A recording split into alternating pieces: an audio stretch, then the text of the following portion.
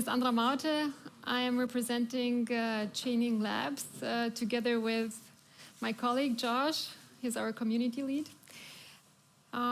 Today I'm going to talk about decentralized validation for parametric insurance. I'm very happy to be again between people. To my person, I'm a technology strategist.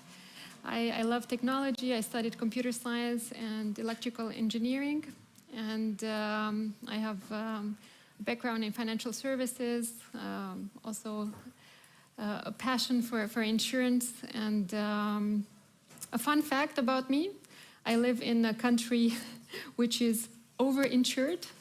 And today I'm going to talk, like a lot of you guys, about the underinsured world. So I live in Switzerland, where 22% of the salary goes to insurance.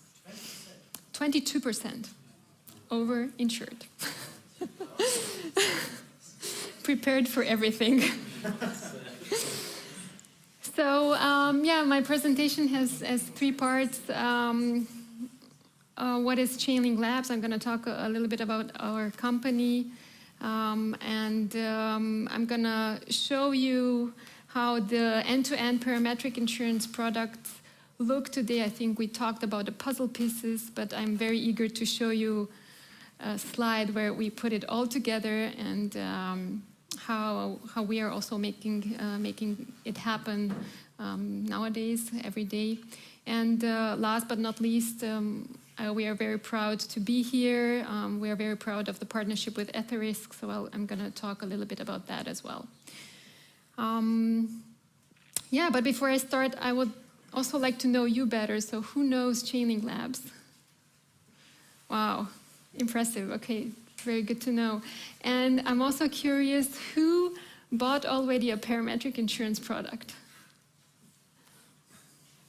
Okay. So not so many people started to fly again. Maybe a flight delay insurance would be good. Let's, even if you know Chainlink Labs, I would be very happy to give you a short overview about who we are and how we are also trying to change the industry, and how we are trying to create new products for new markets, and especially for emerging markets. So our vision is to build a world powered by truth. Maybe you heard about this. Our CEO, Sergey Nazarov, is very clear about this fact. And this fundamental belief comes from the fact that we know that cryptographic truth is much bigger than trust assumptions. We know that cryptographic truth is deterministic. We know that cryptographic truth is data-driven, is secured, and we know that trust assumptions are based on paper contracts, are based on asymmetric information. So, has a couple of pain points there. So, with this vision that we are working every day, we are also able to formulate our mission and then act upon it. Our mission is to build decentralized systems that are linked only to truth and create unbiased and unbiased services. So how do we do this? I think that you all kind of know by now what smart contracts is, what smart contracts are. We are basically a middleware that connects enterprise systems, any system, with smart contracts on public or private blockchains. We are not a network provider. I think this is very important to understand.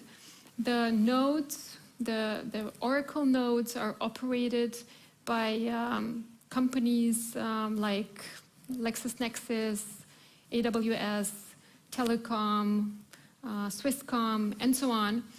So we only provide the open source software for the Oracle nodes that is basically bringing the off-chain data to the blockchain world. So, yeah, this middleware that we created and that enables the interlink between the two worlds, I think it's very important not only for the DeFi world. We will see that more and more enterprises will adopt the so-called enterprise decentralized Oracle networks, because also enterprises want to become faster, want to improve their time to market, and it will be bit by bit, we will come to a race where we will have, also in the enterprise world, we will have to deliver much faster. The processing of the claims will have to become more transparent. So this adoption also in the enterprise world of the so-called add-ons, enterprise decentralized Oracle networks, is a critical infrastructure, critical middleware that is needed in order to perform in the digital world, in order to not be considered anymore to be a business that operates on fax machines.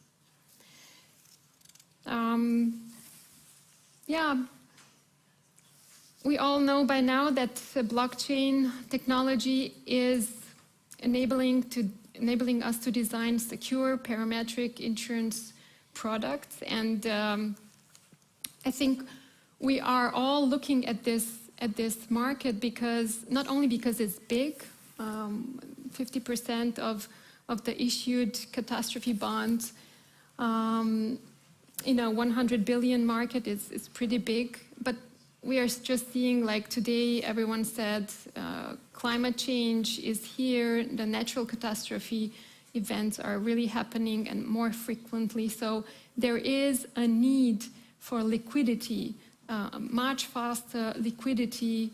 If I think back of the events, the hail events that we had in Europe last year and so on. So more and more, we need to be fast with the solutions that we create, put on the market. And of course, we now understand that with the help of the technology, we are able to create new markets. I'm thinking of emerging markets, so Latin America, Africa, Middle East.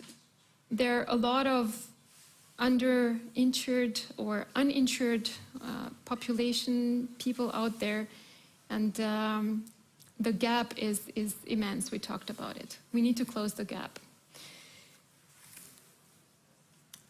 At the same time, what is so interesting about the technology is that the smart contracts and about the technology is the fact that everything is deterministic. We are able today to basically write an insurance for any data point that we have on this world. It's incredible. This was not the case before. And with such precision and with such a timely delivery of a payout. So I think this is the opportunity that we are all looking at. The cost, the operating costs suddenly go very low, and it's interesting to look at these use cases, of course, end to end.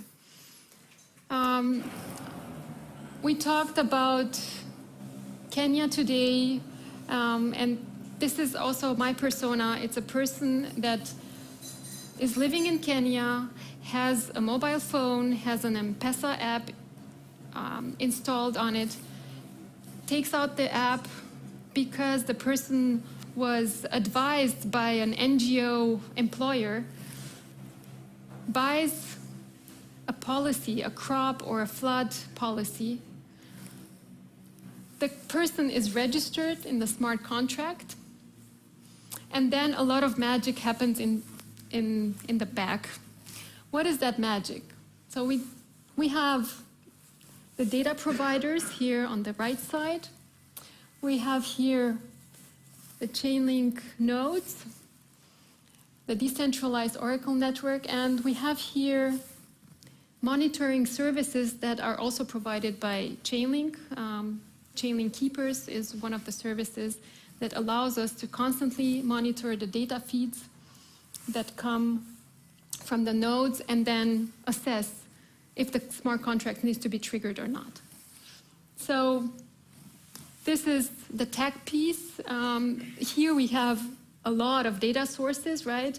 Benson talked about satellite data, we have temperature data, we have rainfall data, we have IoT data, right? We can have sensors in the floor measuring the moisture of the oil. We will have a lot of sensors around us, right? And once drought was registered, once very high temperatures for several days were registered, the smart contract is executed, the payout is triggered, and the person gets right away its payout in the wallet of the M-Pesa. I think another nice example that we are also enabling is the flight delay insurance that you probably also familiar with. So you, as a person at the airport, buy a flight delay insurance in order to protect yourself and get the cost back of probably missed a very important meeting. How is this happening in the background? The air traffic flight data from Chainlink is the weather data. All is assessing the smart contracts, and then if a delay happens, the payout is triggered. Same pattern. Now, I told you we are very proud of the partnership that we have with Etherisk. This partnership started a couple of years back, and this year we announced the launch of a joint grant program, which is supposed to support the adoption, the blockchain adoption in parametric insurance area, and should support the projects that are built on the GIF that was presented earlier. And of course, Lemonade is also another project. Lemonade Crypto Climate Council is another project that we are working together with all the partners. Hanover Re, Pula was here, Tomorrow.io, DAO Stack, and this project is being developed on the Avalanche blockchain. So I think that you guys could involve with us, by contributing or creating one of the projects with the help of these programs. But there is more to it. Our community, our developer community, is the second largest after Ethereum. I think that we are doing a lot of education. We have a lot of hackathons. If you want to talk to us, if you want us to make you successful, just come and talk to us. We are very interested in creating disruptive or innovative solutions that have a social impact. This is our mission, and I hope to talk to you later. And let's drive the blockchain adoption together.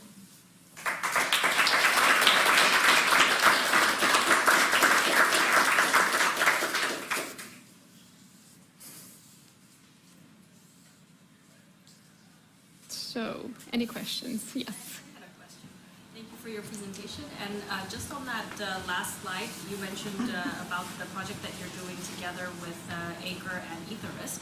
And so in that partnership, can you explain exactly like who does what, among the three players? So we are. I think Etherisk is basically the backbone. Is providing the development framework. It's Ethereum blockchain that we're talking about. The parametric insurance use case is pretty similar, or actually is this one. I think, so we are definitely here, the ones that talk with the data providers and enable the data providers to put the data on chain. We are the ones that are basically also monitoring the real-time events and pulling the information over. Providers are they're all public source data, right? Or no? The open, you mean the whole use case itself? For like all the inputs into the third-party data sources. That's the data, this data? Yeah. This data is not always open source. We are using open data, but in this case even open source. This is standard US government operated satellite, weather data satellite, ARC2. So it's just an FTP server where we download the data and route it through the oracles and then use it in the product. But there are also other data sources. So, for instance, Van der Sat is a data provider of Acre. So, yeah, not only open data. Yeah, and then Acre, I think, I don't know, we should ask Benson. I think that distribution is an important fact. Education, the work on the field. Yeah. Product design, exactly. Yes.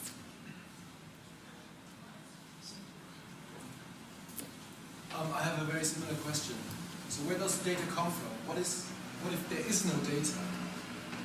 Where does it come from? Yeah, so, I mean, it depends on the use case that we are talking about, right? Usually if we're talking about crop or flood or weather data, we have all this data from satellites, right?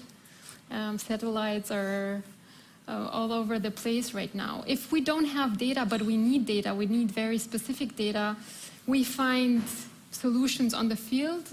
You heard, I think, from Benson from Acre, a solution is to take photos on the field, or we just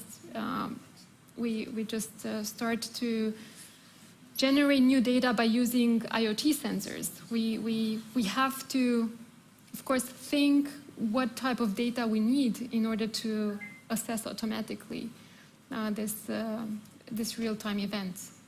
And I agree with you, in Africa, sometimes we really have the case that we don't have the data. But there are solutions in place, or we are creating solutions. So Pula collects its own data. So we actually do on-farm yield measurements, and that's how we collect our own data. And so then that is our primary source of the execution for the loss assessments and payout determinations. So when we say, because we also claim to be end-to-end, and so we're doing everything from product design to the payout determinations by also doing the actual in-season harvest measurements. Mm-hmm. So we follow the FAO protocols on that, but we keep tweaking that, and then we're also supplementing that with satellite technologies and doing soil moisture, things like that. And then, I mean, you cannot do that for all crops, but you can certainly do that for many crops. So I think right now we have protocols for about 20 crops. Certainly all the cereals, oil seeds, many tubulars. So any crop, like agricultural crops that have a specific plant date and a harvest date, you can do this. It's a little bit trickier when they're perennials, like coffee or cocoa. These are a little bit more tricky to do with a yield index, which is basically what we do. And I think within the space, in terms of the yield-based index, Pula is kind of the private sector leader within that space. And I think one example to which everyone can relate is AccuWeather. This is one of our partners. Satellite data or temperature data from AccuWeather. Any other questions? Yes. Are you looking into any other solutions for parametric insurances? Because I see the case for using temperature or rainfall, but I think there's lots of more data points that we could use, and also quite innovative data points maybe. So social media for D&O insurance, or I think there's lots to think of. Absolutely. So. Yeah, social media it's a good example. Fake news, all these data points are already in our focus. So one of our data providers is Associated Press in order to develop this kind of use cases. And of course, the spectrum of parametric insurance is very big. Yes, definitely. Oh, but I mean, these are not only the use cases that we are currently supporting. The whole spectrum from hail, from fire, from everything is there.